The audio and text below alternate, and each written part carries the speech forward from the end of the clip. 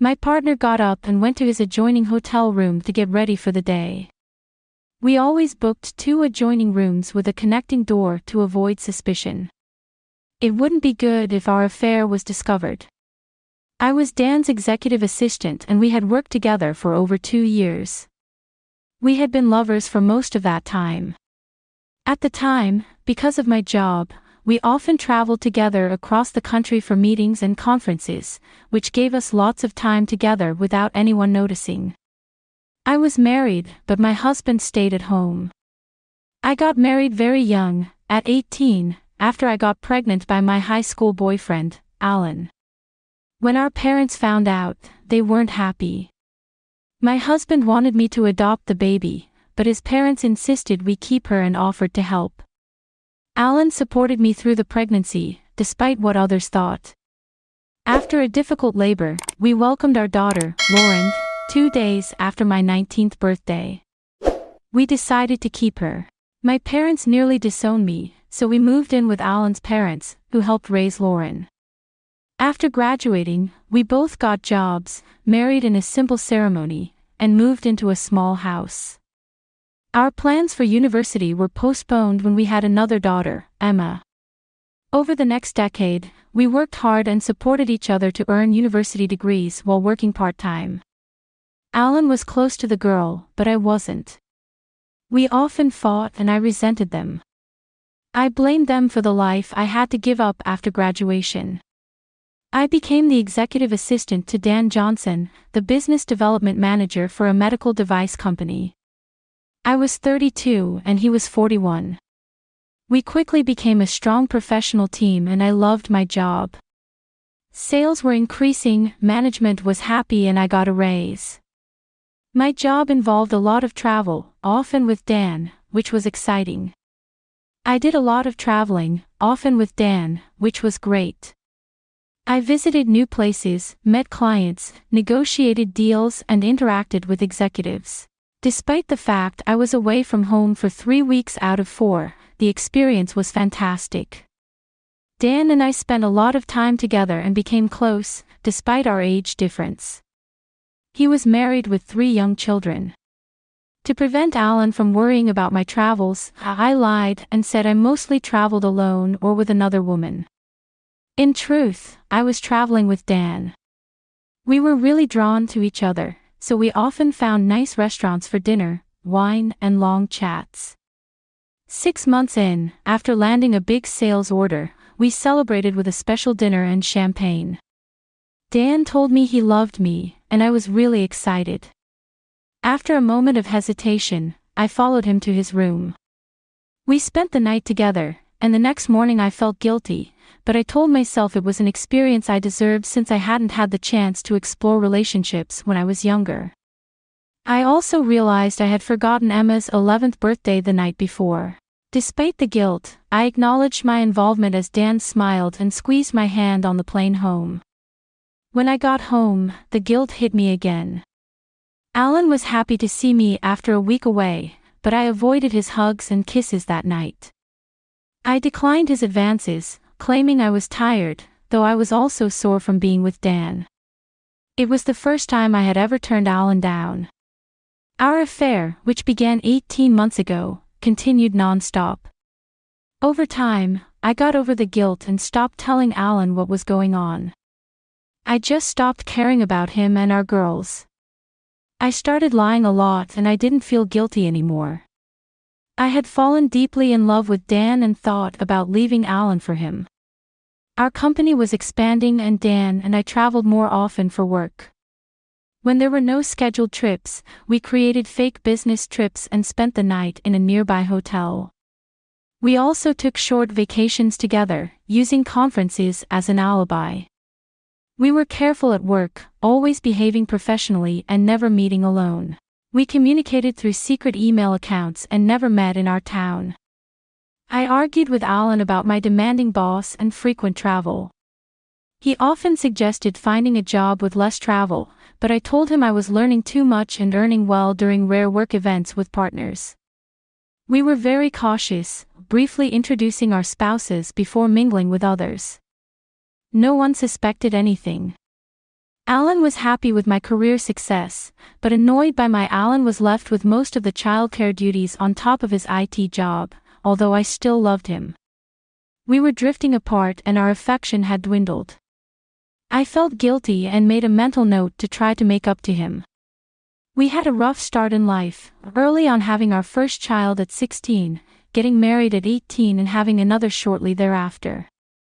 Through hard work and teamwork, we managed to graduate from university, me with a degree in information technology and Amy with a degree in commerce. All while raising two. We didn't think about the difficulties because we loved each other a lot. When Amy got her first professional job after graduation, about 2 years ago, she was really happy, and I was proud of her. We could finally start enjoying a normal life together. At first, I supported her career in every way I could, but I started to feel resentful of the long hours she worked and the amount of traveling she did. She left home around 7 o'clock in the morning and usually didn't get home until 6 o'clock. Most weeks, she'd be gone for at least 1 or 2 nights, sometimes more. Occasionally, she wouldn't get home until Saturday afternoon. When she was home, she either worked after dinner or just sat in front of the TV. On Saturdays, she'd sleep in and then go shopping. On Sundays, she'd go to the gym in the morning and then have lunch with her girlfriends. She was usually too tired to go out with me in the evening. We didn't spend much family time together. She was always too busy at work to take vacations, so the girls and I often vacationed without her. I noticed that her character was changing. The loving wife and mother was gone, replaced by a selfish, often irritated, and aloof person. When I tried to bring it up, she was immediately rebuffed. She would say it was just my imagination, that she was tired from work, that she was working hard for us, or that everything was fine. I was worried about how it might end at the end of her first. The following year, I was asked to accompany Amy to a Christmas party at the CEO's mansion. It was there that I first met her boss, Dan, and his wife. We exchanged a few polite words but didn't get into much detail. Then, Dan excused himself and they went off to socialize. Amy led me to others and started a conversation with the other employees. Later, I thought it was a bit odd that Dan seemed quite friendly, though a bit reserved. Amy had described him as an ogre. Dan's wife was also very pleasant. I had met her before, as she was Amy's executive assistant. I thought we'd have more than just a polite, quick chat. I also sensed that Amy was a little tense. She had a habit of talking really fast when she was nervous, which gave her away. I thought it was odd that she was nervous around her boss when they worked so closely together. It was perplexing to me, although I trusted her completely. I still put the thought aside for later, though. Over the next year, I was very busy as I decided to start my own IT consulting company. Additionally, I was practically single. I was raising our girls on my own, so I didn't think much about Amy. Life with Amy was similar to the previous year. She started traveling a lot and became more distant from us. Recently, I noticed that she was being condescending and dismissive towards me. She didn't show me any love. There was no affection, and I only occasionally received something without any love or closeness. It was obvious that our relationship was falling apart by the end of the year. I went to her staff Christmas party again, and our interaction with her boss was a repeat of the previous meeting. Afterwards, I had a fleeting thought that I'd never had this feeling before. I started to think she was hiding something. Was there someone else in her life? We'd fought together as a team, overcome so many challenges to get where we were now. She wouldn't do that, would she? What was I supposed to do? I didn't go to the extreme of hiring a private investigator or hacking into her computer, but I began to observe her more closely. I couldn't see anything out of the ordinary either. It was my imagination or she was very clever at covering her tracks. Either way, all was not well between us. I guess I was just too busy to bother. Meanwhile, my girls were growing up rapidly. I didn't think to hire a private investigator or hack into her computer. Instead, I began to observe her more closely. I couldn't see anything out of the ordinary. Either it was my imagination, or she was very clever at covering her tracks. Either way, there was something not quite right between us. I guess I was just too busy to bother. Meanwhile, my girls were growing up rapidly. We spent a lot of time together and were very close, although unfortunately their mother didn't have much time for them. Both girls were avid soccer players, so every Saturday morning during the season I went to watch them play. It was the highlight of my week. After the game, we would go out for lunch somewhere, usually to their favorite Japanese restaurant, and chat about what they were doing. I noticed that they almost never mentioned their mother afterwards. Depending on the weather, we would walk on the beach, go to the movies, or go out with friends. After the first game of the season was over, Emma came up to me accompanied by a new member of the soccer team. She was a lovely girl, tall, gorgeous, with a great smile, long dark hair and deep dark brown eyes.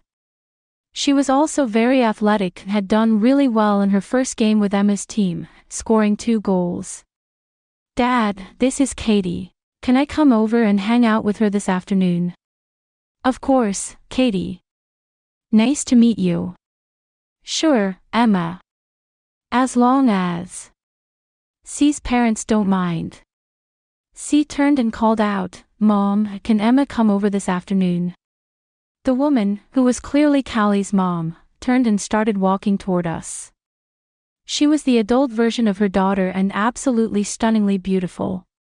She introduced herself as Sophie and readily agreed to have Emma come to her house in the afternoon.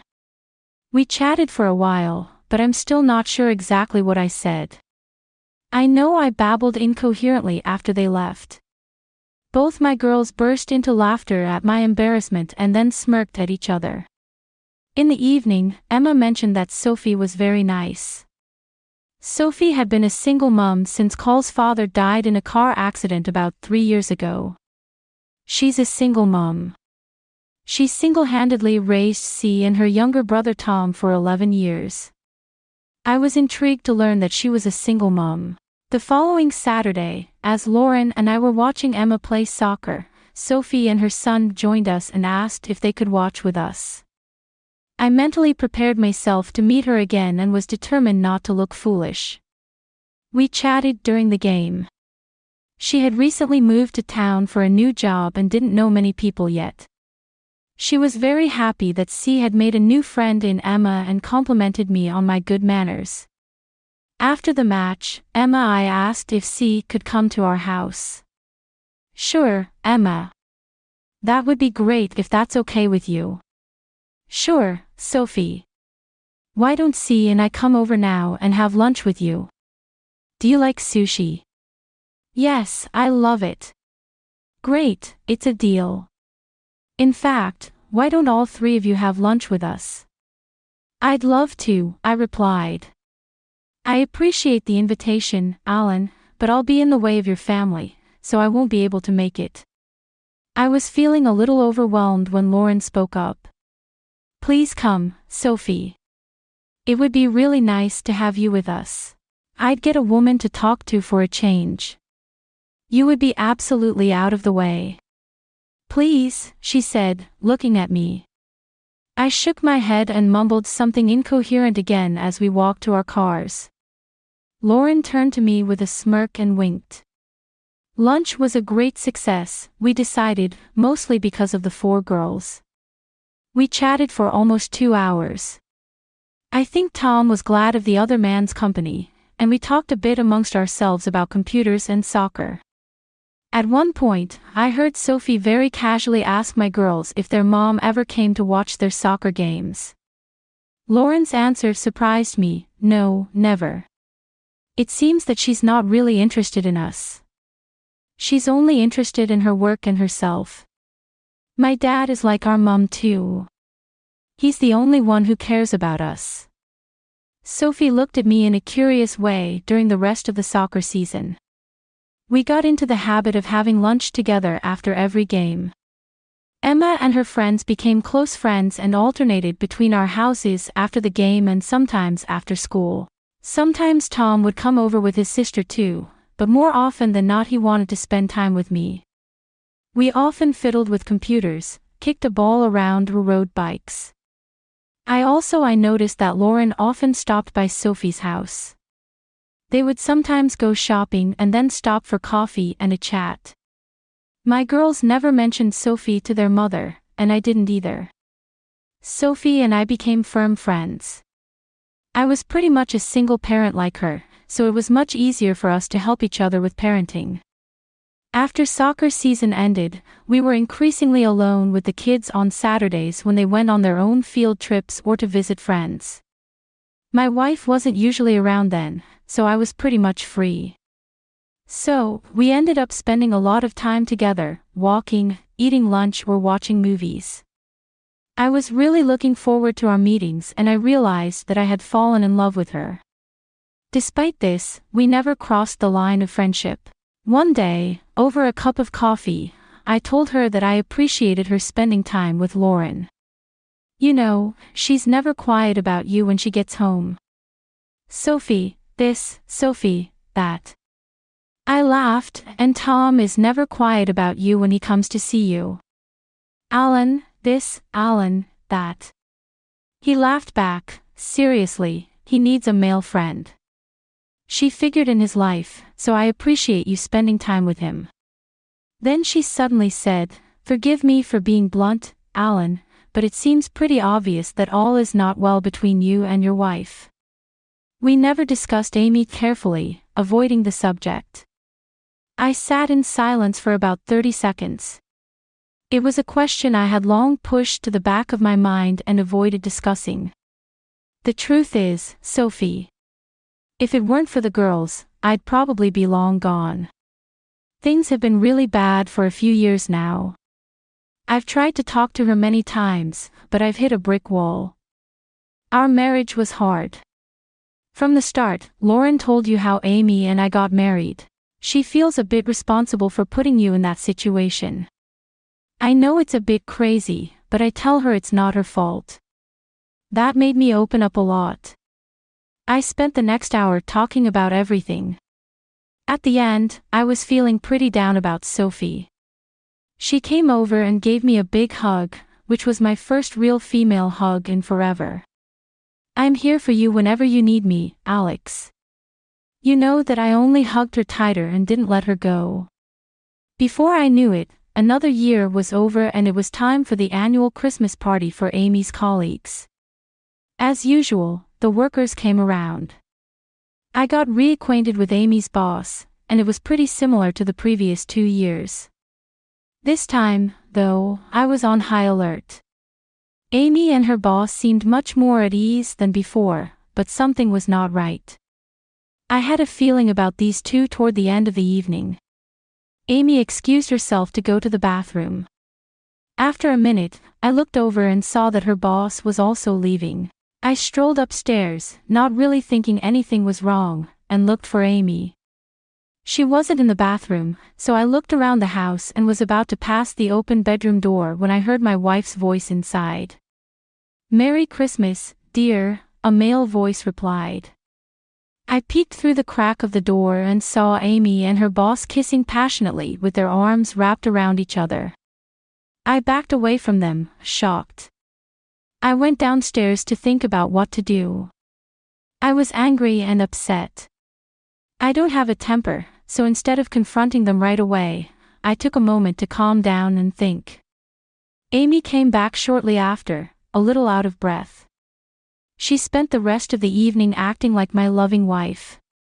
On the other hand, I kept up the pretense until New Year's Eve, working while Amy slept. I hacked into her phone and laptop.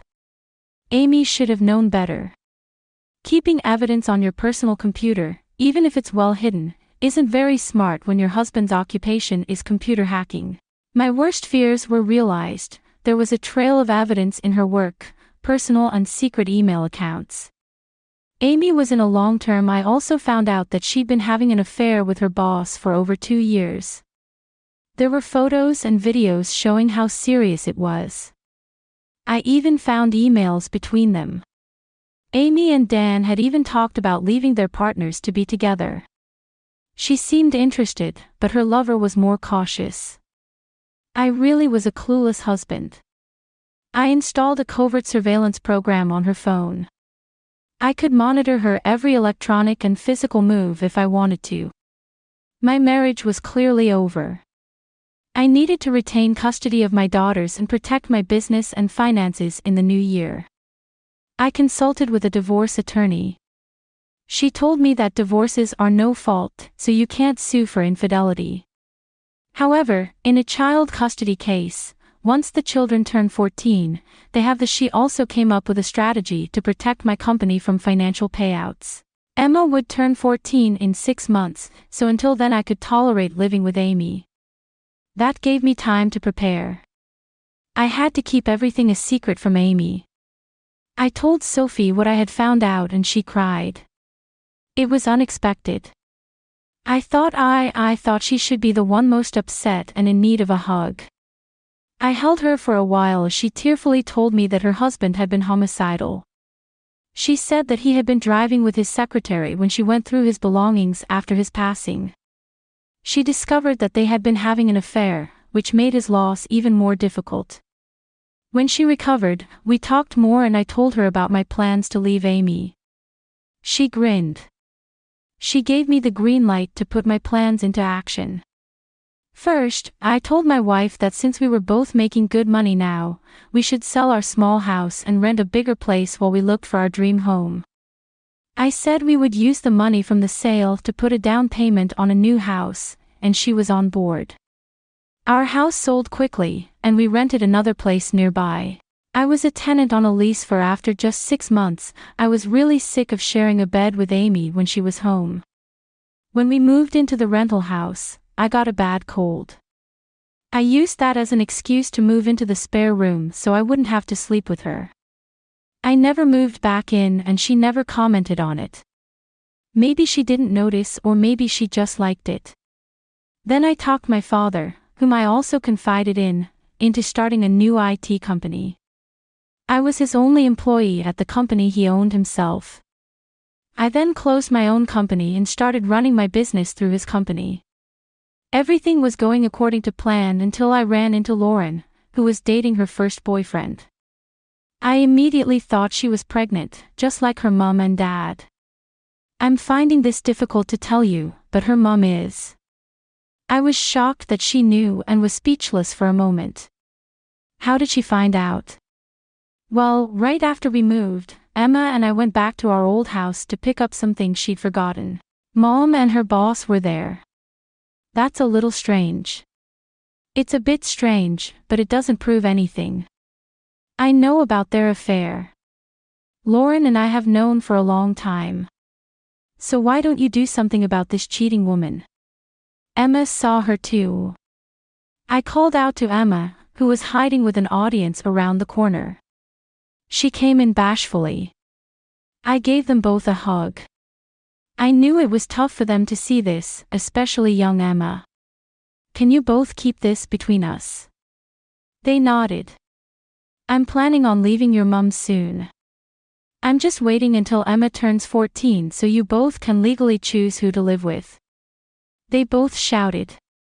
It'll be tough to keep this under wraps, but until then, we need to be careful not to let your mum in on it. They both smiled knowingly afterwards. I asked Sophie to have a word with Lauren. She'd just got her first boyfriend, and I didn't want her to follow in her mum's footsteps. Fortunately, Amy didn't show up often, so we could tolerate her occasional presence and keep our secret. We enjoyed it even more when she wasn't home, knowing that the end was near. We spent more and more time with Sophie and her 2 children, often having lunch at each other's houses or going out together. One Friday afternoon, when my wife was supposedly at a conference all weekend but was actually with her boss at the hotel, Lauren said, "Daddy, I'm going to babysit for Sophie today." I was at a classy French restaurant in town when I felt real jealousy and tried unsuccessfully not to show it. My daughter looked at me with a pitying expression on her face. She said, "You idiot, it's about time you two went on a proper date." I told her I'd already made reservations. "So, call her now and ask her out properly," she said, holding out her phone to me. I gave Sophie a call and, from the sound of my voice, she was really happy and said yes straight away. I had a feeling it wasn't a surprise. I had to try 3 times that night to get my girls to agree that I was dressed for dinner. Just as I was leaving, C and Tom walked in. Lauren said, "Oh, I forgot to tell you they're staying here tonight, so don't worry about coming home late or not at all if you want." She smiled and handed me an already packed overnight bag. When I arrived, it was clear that the kids were up to something. Sophie met me at the door and looked amazing. I was speechless. She asked if I liked it. I told her that I liked it a lot. I had the best dinner of my life and a great time with the kids. As we walked up to her front door, I said that I knew the kids had arranged for me to stay the night, but that I didn't have to. She said that she was counting on me to stay, and led me inside her bedroom. I wasn't going to argue with that. We were a little shy and hesitant at first, but I let out all my mental frustrations and felt like I had died and gone to heaven.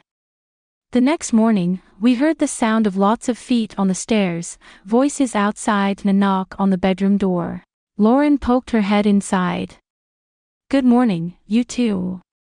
We got tired of waiting, so we came in. "Breakfast will be ready downstairs in 20 minutes. Oh, and I'd ask if you had a good evening, but judging by the look on your face, there's no need." She grinned. Laughter was heard outside the door and they all left.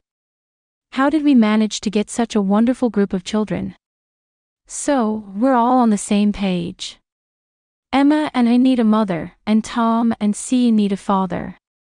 You and Sophie are made for each other, so it's a win-win. Even if I thought it was a good idea, Sophie might not feel the same way.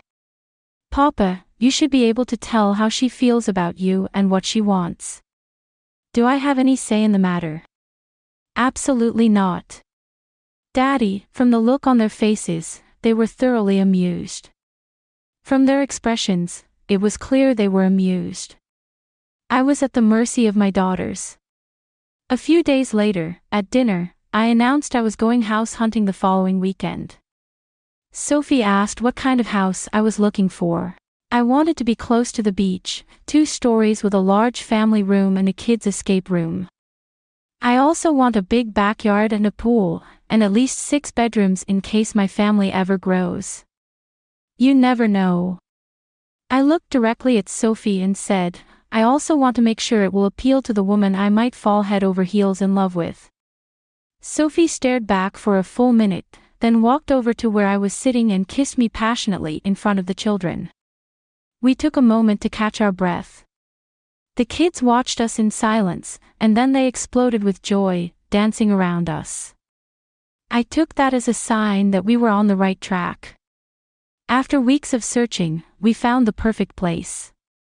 We decided to buy it together. She used her husband's life insurance money, and I used the proceeds from the sale of my house as collateral.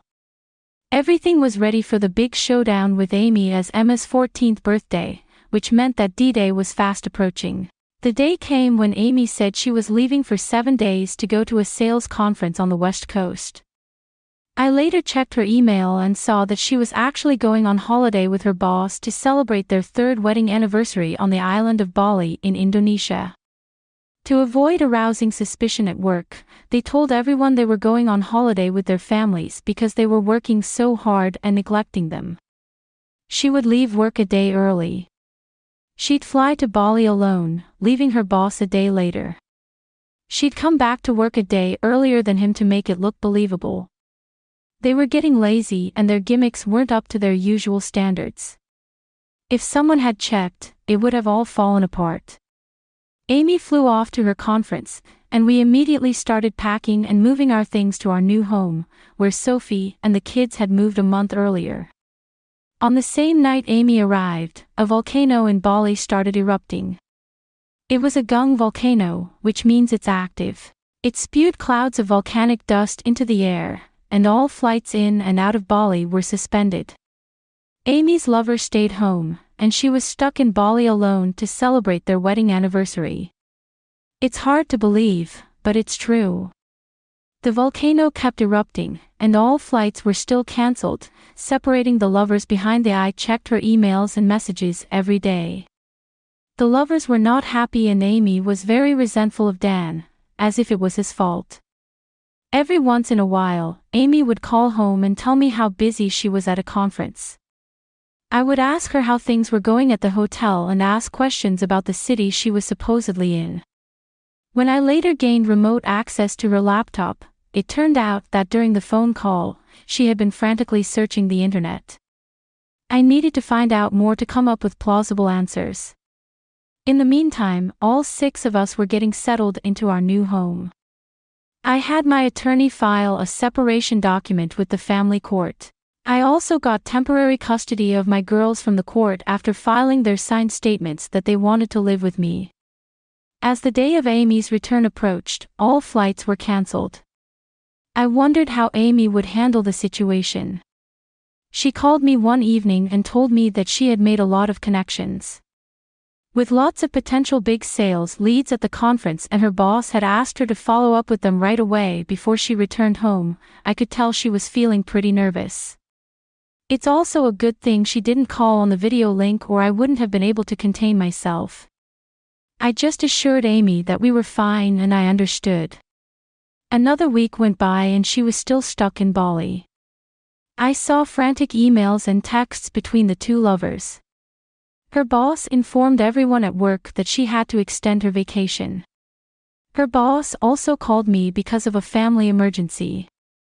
He was really sorry for making Amy miss so much of her time at home, but it was a big opportunity for the company.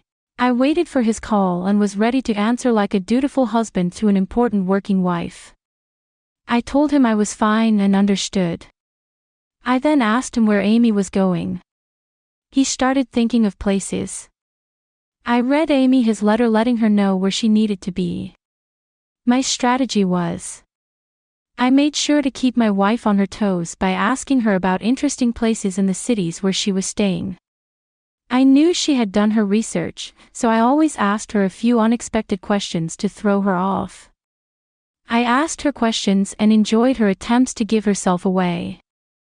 On one call, I said, "Hey Amy, did you read about those poor people who are stranded in Bali and can't get home because of the volcano?" There was a moment of silence, then she replied, "Oh yeah, but I didn't pay much attention to it on the news. One of my colleagues, the workers were stuck there for 2 weeks. Do you remember Paul Howard and his wife? We met them about 6 months ago. Oh yes, we're working on a project together and he has to do his part of the work remotely via the internet from his hotel in Najwa. At least the Grand Hyatt isn't a bad place to be stuck." Amy's squeak was heard on the line. Sure enough, it was. Paul hadn't even been to Bali, but she didn't know that straight after the call she'd moved to a cheaper hotel on the other side of the island. She must have prayed she could get away with it. Of course, my 5 girls and son thought the whole thing was hilarious. Yes, Sophie's children are mine now, finally, after almost 3 weeks. The volcano stopped erupting and flights from Bali resumed. Amy called to say her work was done and she'd be back on Friday afternoon. I was waiting for her at the airport at our rented house, which was now vacant. I'd planned this meeting very carefully. When she walked in, I was sitting at the kitchen table with 2 glasses and a bottle of wine. She looked tired and nervous, which was odd for someone who'd been on a business trip for 3 weeks. She had a deep tan, which I didn't bother to kiss her on the cheek for. "Wow, you got a great tan on your business trip. Did you even have time to do anything?" she babbled, blushing. "Sit down and have a glass of wine with me," I said, pouring wine into my glass. I poured wine into my glass and took a sip. "Alan, I'm tired. I just want to go upstairs, take a shower and rest before dinner." I'm sorry, but we have something to discuss and it can't wait, so please sit down. The girls are staying the night at a friend's house, so they won't be disturbed. Amy's face showed genuine fear. She thought her game was finally over and I was about to. I had to give her a bit of a telling off, but she didn't know how to handle it. She sat down, and I poured her a glass. I'd practiced the speech a lot and got the apologetic face just right. You know, things haven't been smooth between us for a long time. Amy, do you know why? She looked startled and only mumbled a no. I'm sorry to have to tell you this, Amy, but I can't sugarcoat it. I've met someone else. I love her and I want to be with her. That's why I've decided to leave you to be with her. She was shocked and her face showed her anger. I continued, still apologizing. I didn't mean for this to happen. It's just that you were away so often and I got lonely. How could you do this to me, Alan? I've done so much for you. Who is she? I guess you're seeing her. I sat there for about 5 minutes, listening to her vent. I can see you're upset, and I understand why. Let's not talk about this now. I'll come back tomorrow at 4 o'clock. I left her aunt and walked back to my new home. I got a lot of angry messages and calls, but I didn't respond. When I got home, everyone was wondering how it went. I had a great dinner, pizza and a movie. The girls turned off their phones to avoid. I made it clear to them that they couldn't cut off contact with their mother, but they still communicated with her. I didn't attack her for cheating because it would have hurt her more that way. That night, Sophie and I made tender love, and all my anxiety and tension just melted away. The next afternoon, I showed up at my old place armed with a folder of papers. I was met by Amy, who was still visibly annoyed, along with her best friend Claire, who is a lawyer I've never been particularly fond of. I saw old emails where CLA had encouraged Amy to continue the affair in the early days when Amy was feeling guilty and considering breaking up. I sat down at the table facing both of them. CLA appeared to be the spokesperson, and she seemed to believe that offense was the best form of defense. She proceeded to tell me. She went on and on about how I was a jerk and how great Amy was as a wife and mother. She said I'd taken advantage of her while she was away and worked so hard for the family. She said I should beg her to come back, or she'd take the girls and I'd never see them again. It was pretty hypocritical, especially after last night. It seemed like they'd decided that if I knew about her affair, I'd bring it up. If it had been an affair with her boss, would have brought it up. I kept a sad, apologetic and questioning look on my face. Amy, I realize how much this hurts you, but I guess I'm a little surprised that you're so angry. For quite some time, I haven't felt like you really loved me. You've been physically and emotionally absent from our marriage for the last 3 years. That's utter nonsense, Alan. I've been around, I know. I work hard, which often distracts me from my work, but I did it for us. So, Amy, when was the last time we made love? Amy remained silent. I can tell you it was 3 years ago. We have physical and engaging, but I was talking about making love. I can tell you the exact date of the last time. Remember, 3 years ago you were away on a business trip. I forgot to call Emma on her 11th birthday. She tried to call you several times throughout the evening but never got through. She was really upset. I remember it well because Emma's birthday was 2 weeks ago. You were on a business trip and you forgot to call her again, so I thought it was a bad anniversary for us. She's been looking at me guilty since you came home from that trip. It's been 3 years now. I guess our relationship has never been the same since that day. I could tell from their faces that I'd hit the mark. They looked really uncomfortable and kept glancing at each other. Amy, we've been sleeping in separate bedrooms for about 6 months now, and it doesn't seem to bother you. I can't remember the last time we went out together or went on vacation. It feels like you spend your work trips, Amy. I could tell you were away. I smiled to myself as I watched them both squirm in their seats. Anyway, Amy, I'm sorry, but I'm going to move on with my life. I hope we can make our separation as easy as possible. Reconciliation is really impossible. Who is she? Do I know her? You've met her daughter, CIE. Emma's best friend, Sophie, and I met a few times at Saturday soccer last year and became friends. I think our friendship grew until we realized we were in love with each other. We had an affair and recently decided to move in together before they could say anything else. I placed a large index folder on the table. I've gathered some documents and information for you. Tab A is the separation agreement I filed with the court 2 weeks ago. Tab B is the divorce petition. You need to sign it as soon as you can so we can move forward.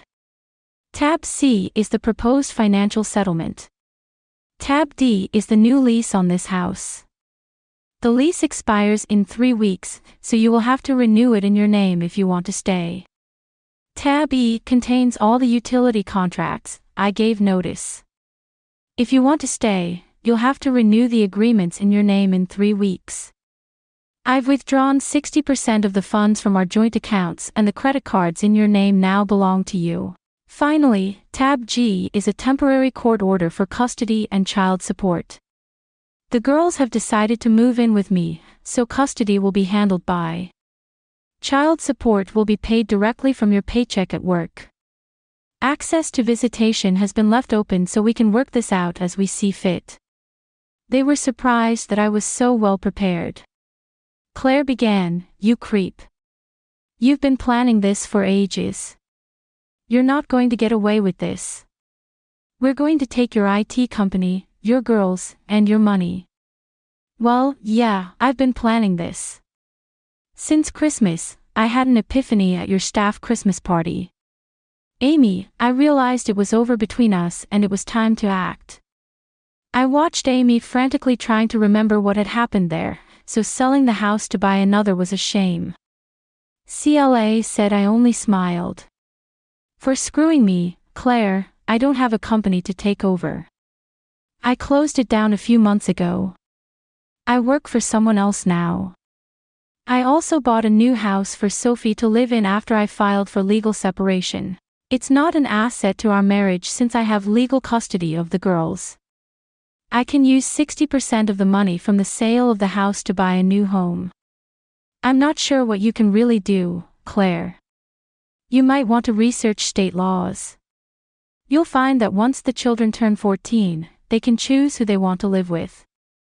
They want to live with you, but they chose me. You really are nothing, Alan. I bet you're poisoning the girls' minds against Amy. I wouldn't do that. I'm not such a scoundrel anyway. Even if I thought I should poison them, it wouldn't have been necessary. Amy did it herself, having neglected them for the last 3 years. You have a lot of work to do with them, Amy. You need to get them back, because it's important for their well-being. Given that they have a good relationship with their mother, it's clear that she hasn't neglected them. She's a good mother. It's not what they think, Claire. She's been virtually absent from their lives for years. Amy, ask yourself who feeds them, who takes them to sports, who makes their school lunches, who helps them with their homework, who buys them clothes, who always remembers their birthdays and buys them presents. Birthdays and buying them presents. Who goes to the movies with them? Who do they go to with problems? Who helped them get through their first period? Who gives them love and affection? I could go on and on. Well, Amy fell silent. It was obvious that she was having a hard time digesting what had happened. The girls asked me to see if you would meet them tomorrow morning at 10:00 a.m. I suggested we meet at the beachside cafe because they didn't seem keen on meeting you. I'll tell them it's okay. She just nodded. I left them to it and went back to my family. The next day, the girls told me that Amy had been bad-mouthing me and demanding that they live with her. Eventually, the girls excused themselves to go to the bathroom and just quietly left. I couldn't understand why she wanted to make up. She had been indifferent to me for years. I had been in the marriage for years. Perhaps I was just a convenient babysitter and housekeeper for her. When Alan told me he was leaving for another woman, I was in complete shock. Despite several attempts to reconcile, I thought he loved me. However, he wanted nothing to do with me. We only communicated when exchanging our daughters for visits. My girls were openly hostile, making visits unpleasant. They would happily run to their new stepmother, which infuriated me. Eventually, I told them not to come unless they wanted to. I had imagined my life continuing as it had, with my lover on the road and my husband at home. Alan leaving was a huge shock and emotional blow. Over time, I realized he was right. I had been an absent wife, focusing all my love and emotional energy on Dan for the last 3 years, leaving almost nothing for Alan. It was surprising he stayed as long as he did, unable to afford my house and child support. I moved into a tiny apartment, spending nights alone watching TV and eating takeout. Dan's attitude changed when Alan left me. He became too busy with his family to spend time with me, sending me on business trips alone and saying I could handle the clients. Our emotional connection faded. 6 months after my marriage ended, Dan announced he was moving to another city for a new job. I asked him to never contact me again, tearfully. I was suddenly a divorced woman. I couldn't help but think of the line from a Joni Mitchell song, "You don't know what you've got until it's gone." I foolishly thought I could have it all. Alan was now with a beautiful woman who was impossible to hate. He was glowing with happiness, just like he was when we were young. My girls were much happier too. They were treating Sophie as their mother and seeing me as annoying. It was a painful reminder of the past. I reached rock bottom when I complained to my girls about my situation. Lauren looked at me coldly, as if to say, "So, you left your father after all." I know I wasn't the perfect wife and was neglectful, but he left me for another woman. Mom, he left you because you had an affair with your boss for 3 years. The look on my face said it all. I was so ashamed. Alan had known all along, but he hadn't said anything. My life was a mess. I had lost a good husband, and my daughters. Alan was true to his word and advised our girls to keep in touch with me. Gradually, they began visiting, and sometimes stayed overnight. One evening, as I drove the girls to their new home, I asked Alan for a chat. We got out of the car, and I faced him. Lauren told me, "You know about Dan and me." I said, "I'm sorry, Alan. You were a good husband, and you didn't deserve this." He nodded and said, "You were selfish and got what you deserved. Why didn't you tell me you knew Alan? Maybe you could have stopped me in time." By the time I found out, it was too late. I wanted you to feel my resentment. I found out you're not the first secretary your boss has slept with. He has a history of using and dumping women. I decided the best way to punish you was to stay quiet and let things unfold. If I made a scene, his wife might divorce him, freeing him to be with you. I figured you'd feel worse if you thought I left you for another woman. Your strategy worked perfectly. My life is a mess. I'm sorry you were hurt so badly. I'm really sorry. I didn't mean to hurt you. If I had done what you did, I would have walked away. Looking back, I was seduced by excitement and became dependent on it. I tried to stop early on, but it was too late. I became obsessed and forgot about you and our girls for a while. My anger has subsided. Amy, and I forgive you. I've also become philosophical about it. After all, I wouldn't be with you now if I hadn't cheated on you. Sophie, if you hadn't cheated on me, I'd say that's what hurts the most. Our marriage was challenging from the start. Sophie, I don't think you're a bad person. You made a big mistake, but he was a skilled manipulator. You didn't have a chance to fully mature and experience normal teenage life, including dating and figuring out who you wanted to be with. You were vulnerable, and your boss took advantage. You're probably right, Alan. But why did you have to tell the girls about him? It was too harsh. No wonder they hated me. I didn't tell them, Amy. They found out themselves. What's more, they came back to our old house unexpectedly and caught you both in the living room. I remember just after we moved out. I couldn't recall at first, then the memory hit me with horror. What did they see? Pretty much everything. Even Emma and Lauren described it to me in detail. My body tensed with. I was really upset and started crying. Alan gave me a hug and comforted me. He carried me inside and laid me on the couch. Sophie and everyone else were really kind and supportive. They encouraged me to stay and join them for dinner. Seeing Alan happy with his new family made me realize how much I'd messed up. I felt really guilty as I walked out to the car that evening. Alan put his hands on my shoulders. Amy, don't, he said. Don't blame yourself. We faced challenges from a young age, becoming parents and committing to each other. Our marriage lasted 14 years, which is a testament to both of us. Look at the positives. Our mistakes brought us 2 wonderful daughters, a legacy that can never be taken away. You're right, Alan.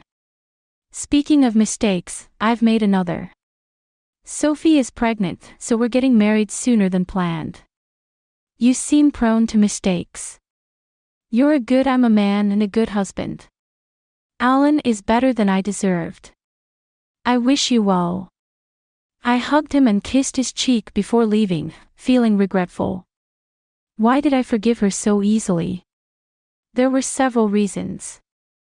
Holding on to hate can consume you and embitter you. She was enduring a form of punishment just by seeing me with Sophie. There was still a lingering bond between us despite everything. I initially wanted to punish her. Amy, my true revenge was aimed at her boss, Dan, who had seduced her away from me. I hacked into his computer and sent him an email disguised as Amy containing a hidden Trojan horse that granted me full access. I uncovered evidence that he had been embezzling from his former and current employers. I gathered substantial proof and anonymously sent it to both companies and the authorities at his trial. He pleaded guilty and received a 7-year prison sentence. He got 7 years in prison. His wife stuck by him throughout the trial, but after I showed her proof of his affairs, she ended it with him. I went to visit Dan in prison. He didn't recognize me at first, but then he said, "We've met before. I'm Amy's ex." "Hi Dan, I just wanted to drop you a quick line to say that I've got a message for you from Amy. She sends her regards and hopes you're enjoying your new accommodation, which I helped you settle into personally. I also wanted to remind you that it would have been a good idea to hire professionals to encrypt your computer. It only took me 15 minutes to unlock everything after I hacked into it. I couldn't resist forwarding it all to the police after he finished cursing at me. I hope you don't mind, but I also paid a visit to your wife and showed her all those compromising photos and videos I found. I'm sure you'll agree that your behavior was unprofessional." She was furious and demanded revenge. I couldn't refuse. "I don't understand why she wasn't enough for you. She wanted me to show you these photos. They had been doctored with Photoshop, but he didn't know that she said she'd never visit him here again and that he'd never see his children. I gave her the name of my lawyer, who will handle her divorce from him." The look on his face was priceless. Revenge is indeed a dish best served cold.